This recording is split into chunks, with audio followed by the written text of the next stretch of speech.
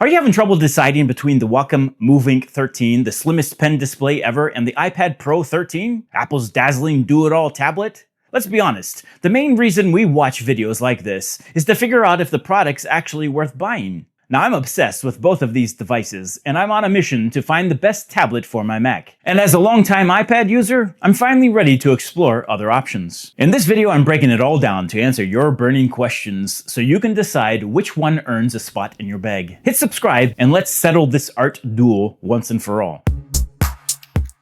The Wacom Movink 13 is a pen display. It plugs into your laptop like a magic sketchbook monitor, weighs just 420 grams, and is so slim it could slide under your door. The iPad Pro 13 M4, well, that's a standalone tablet running iPad OS at 580 grams, 5.1 millimeters thick, and fully independent, like that friend who travels solo with 5 passports. The Movink's lighter than my coffee tab, but it can't do anything without a laptop. The iPad's bulkier, sure, but you can sketch in a park without dragging a power brick. So portability, iPad wins solo. As for multi-device workflows, the Movink slides into your setup like a dream. Now, if you need a lightweight second screen for pro software, the Movink is definitely your wingman. Want a standalone creative powerhouse? The iPad's your star.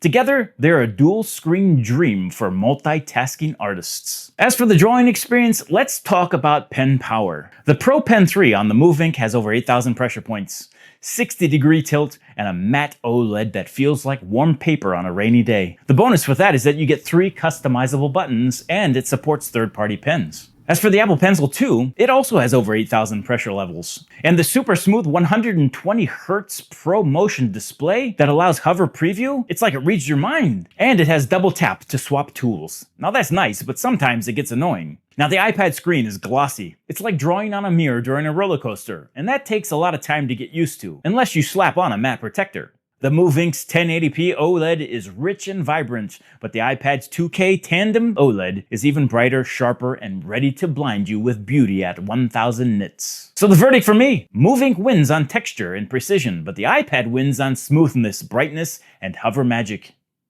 Now let's talk software. The Movink works with your laptop, so you get full desktop power. Photoshop, Blender, ZBrush, the whole creative buffet. The iPad runs on iPad OS, which limits you to mobile apps. But those apps like Procreate, Affinity, Nomad, Sculpt are legit and no joke. You open your iPad, you draw, you post, all without cables. If you need pro software, the Movink is definitely your workhorse. But setup can feel a bit wonky. Mac users beware, Wacom's touch gestures can be a little bit finicky. Now the iPad, well, you just open it. It wakes up faster than your dog smelling peanut butter. Verdict here is Movink for power users with laptops, iPad for fluid, fast creators who want to draw anywhere.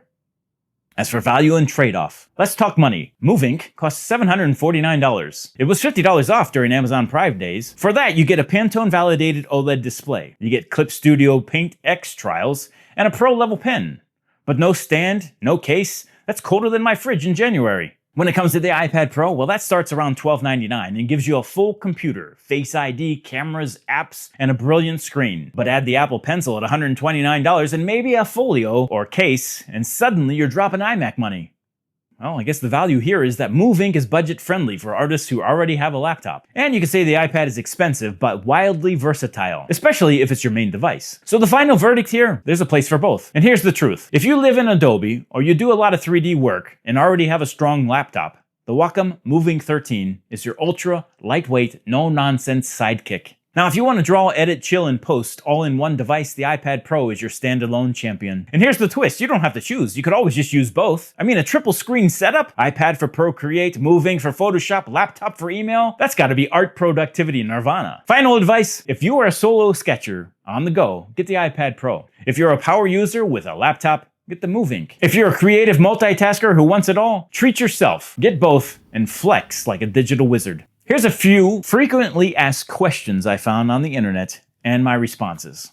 Which one has the better drawing experience regardless of software? Now I would say the Movink has a great texture, and the Pro Pen when fully loaded is pretty awesome. But overall, the iPad Pro is my favorite. Is the Wacom Pro Pen 3 and OLED panel on par with the Apple Pencil and iPad Pro screen? No, for me, I'd have to say with my old eyes, the iPad is much better. It's a lot crisper and clearer and just easier to see. Which is more portable for on-the-go artists? Definitely the iPad. It's a standalone device. What software can I run and how does it affect my workflow? Movink only displays what you have on your computer. The iPad can do all that and more. Plus, the workflow of Procreate's experience is pretty awesome. Which device offers better value for the price? Both are worth it, I guess. It depends on your needs. There are actually two completely different devices capable of doing similar things, but for me personally, I would recommend the iPad. Now, they did just recently introduce the new Movink 11, which is a standalone drawing tablet running Android 14. And it comes with the Wacom Canvas app and 2 years of Clip Studio Paint. Man, I can't wait to get my hands on that one to try. Well, that's gonna be all for this one. The Movink 13 versus the iPad Pro Smackdown.